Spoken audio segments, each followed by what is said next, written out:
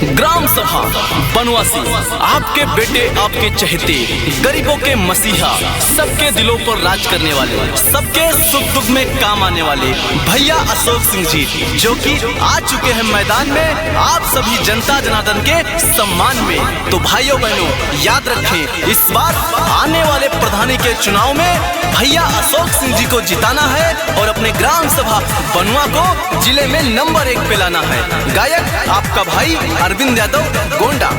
बनुआ से बनी है और धनवा हो,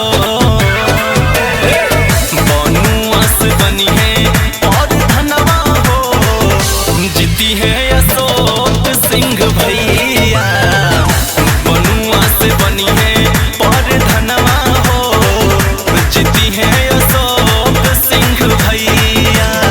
चाची चाचा दी है मत दनवा हो, भैया भाभी दी है मत दनवा हो, जीती है अशोक सिंह भैया। बनुआ से बनी है और धनवा हो, जीती है अशोक सिंह भैया।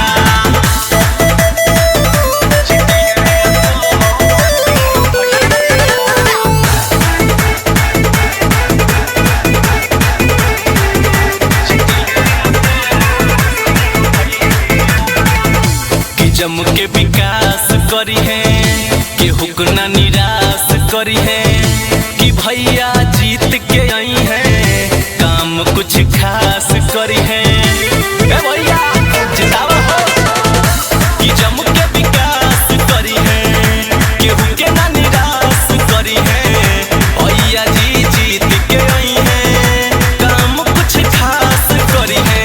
देवे नहीं पड़ी और हनवा हो, देवे नहीं पड़ी और हनवा हो, जीती है अशोक सिंह भैया।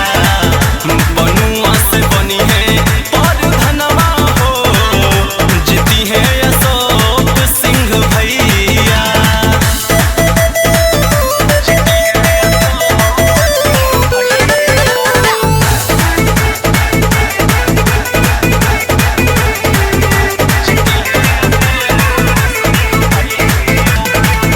भैया जी हैं बब्बर से